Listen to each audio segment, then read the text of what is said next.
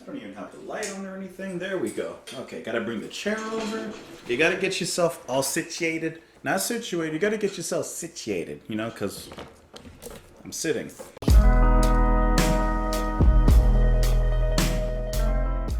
What's up, everyone? Welcome back to the channel. Hope that you're doing well. Hope you're feeling good. Hope you're in a good place right now. Thank you, as always, for being here. Let's go ahead and listen to some Bob Dylan. We're gonna listen to some Bob Dylan today.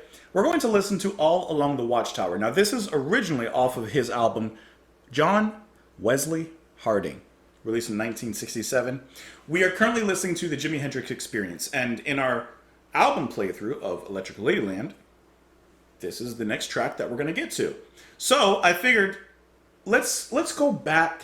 Let's take a trip back with Father Tyree. No.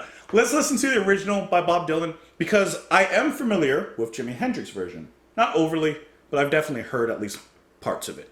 Bob Dylan, never heard of it. So this one will definitely be a completely first listen for me. That's it. Hope you're doing well. Let's do it. Let's just jump right into it. All Along the Watchtower, Bob Dylan. Let's see how the original stacks up to Hendrix's cover. Let's go.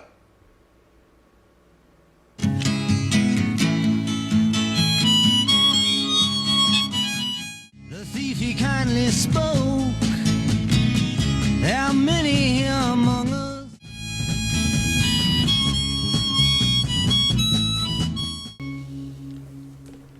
Okay, so this is interesting coming back and listening to Bob Dylan's original, because obviously, you know, with some familiarity with Hendrix's version, I'm expecting intensity, right? But I didn't expect to hear Dylan this intense, because this has that kind of Dylan-esque intensity where it's all about the lyricism, it's all about the words. And even here, it's about his delivery, not just vocally, but with the harmonica. The harmonica here is like so rigid and reedy and almost ugly in its sound. It's not a really beautiful sounding instrument. Of course it has its place, obviously. And this is not to harp on harmonicas, but the way that it's played here, it's played with rough and ill intention. So perhaps create some sort of disturbance in the atmosphere, in the theme, which I have to look at what he's talking about. I got to look at the lyrics. But just on its own, the intensity with which he's delivering the music, the music itself, the drums do not stop. They are just non-stop. Bat, bat, bat, bat, bat. And the bass, barely heard, but it's there in the back, just very faintly, which I would think is part of the production. It's just very, very faint. I would have liked the drums and the bass just a little bit more up front, because they had such an impact. But regardless of that, there was plenty of impact from Bob Dylan. And just the way that he brought everything to the table. I like the intensity. And I really like how the harmonica was almost part of the storytelling in itself, and how it took the tail end of each of the verses here in the track. Because there's 3 verses, and in each of the endings, like it bodes ominous. It bodes something coming. The last lines of the track itself, 2 riders were approaching, the wind began to howl. That wind being accented by the way that he's playing the harmonica. And then verse 2, so let us not talk falsely now, the hour is getting late. And so you can imagine them perhaps silencing themselves. And once again, the harmonica comes at the end. And then at the end of the first line, actually it's better, let's just go through the lyrics. Let's go through the lyrics instead of just the ending of each of the verses, and let's talk about them. Because I'm not sure what it's about, but we're going to talk it out. There must be some way out of here, said the joker to the thief. There's too much confusion, I can't get no relief. Businessmen, they drink my wine, plowmen dig my earth. None of them along the line know what any of it's worth. So, this is the joker talking to the thief. He says he can't get much relief, there has to be a way out of here. Businessmen, they drink my wine, plowmen dig my earth. None of them along the line. So it's like people are using resources that they don't even know the true worth of it, perhaps, in some capacity.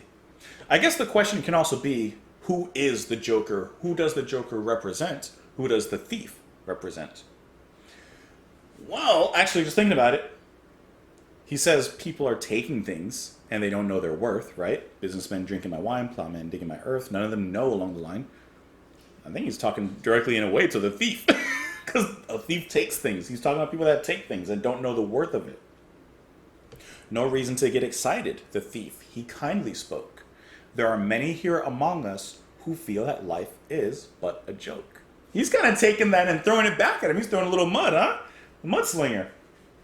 But you and I, we've been through that. And this is not our fate. So let us not talk falsely now. The hour is getting late. He's like, you're insulting me a bit. Listen, there's a lot of people that are the way that you're describing them. But I'm not one of them. And you're not one of them. We're different. So let's not talk falsities to each other. And let's not spread lies and mud towards one another. This could be a conversation between like God and the devil, if you want to take it that way. All along the Watchtower, princes kept the view, while all the women came and went, barefoot servants who, or two, outside in the distance a wild cat did growl. Two riders were approaching, the wind began to howl. This thing is so mysterious. There's probably so many different ways that these lyrics can be looked at, and I want to see what Dylan intended when he wrote this. As of right now, I have absolutely no idea. So, the Watchtower, obviously people are on the Watchtower to look out for oncoming dangers or just to survey the land.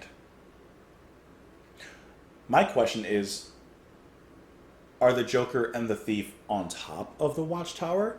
They said that they have to get out of here. Or are they in a prison beneath and they're trying to escape? And then there's two riders that begin to approach. Are they the riders? I don't know where are these two main characters positioned in this story. There's way too much for me to even like attempt to dig. I can literally not. So I want to go to the Wikipedia page.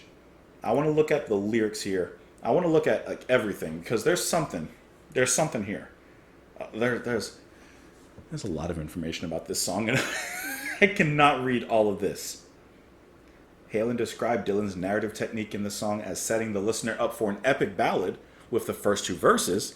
Then, after a brief instrumental passage, the singer cuts to the end of the song, leaving the listener to fill in his or her own doom-laden blanks.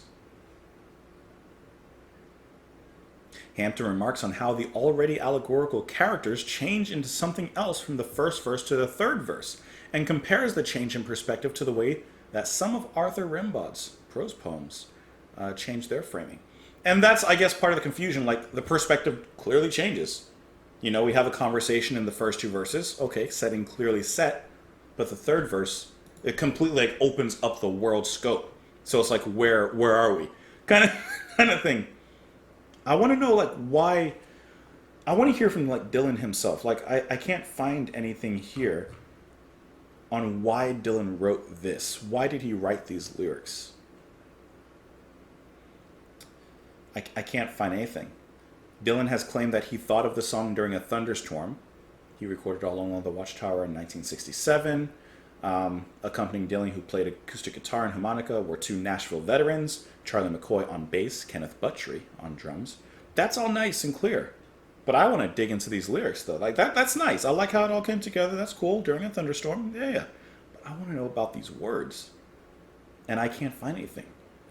Maybe you guys are obviously much better at this. But, like, maybe I can just Google it. Why did Bob Dylan write... right? All Along the Watchtower. Why did he write it? In 1966, Dylan got into a serious motorcycle accident. As a result, he spent the next year and a half healing in his home. Dylan's original version of the track showcases the song's inherent drama and dread.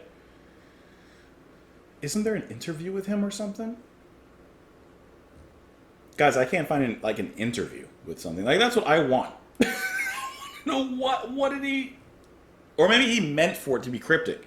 For all I know, he could have meant it to be cryptic and for people to just kind of see if they could figure it out. Dylan has performed this song more than any other hit in his career, 2,160 times. That's a lot. That's a lot. I can't find anything. I've actually been like Googling and clicking around and trying to find something, but I want to know why he wrote this, though. I like getting the deeper meaning, like, and especially when it's directly from the artist's mouth. But I guess in reading the lyrics, we are getting it directly through and from the artist's mouth. Anyways, great track. I really like the intensity of it. I like the harmonica here and just the way that it's played. Like I said, it's just very rough. Definitely a lot of meaning in here, which can be attributed to a lot of different subjects at the time. But let me know what your thoughts are on this track. You can let me know down in the comments below. You can follow me on Twitter, support the channel on Patreon, and all of these things. And bye means all these things. You can also like the video if you don't mind liking it before you leave. And you probably didn't learn anything because I was trying to find more information, but I couldn't find anything. Anyways, but I hope you had a good time regardless. Thank you for being here, and I'll see you guys later. Bye.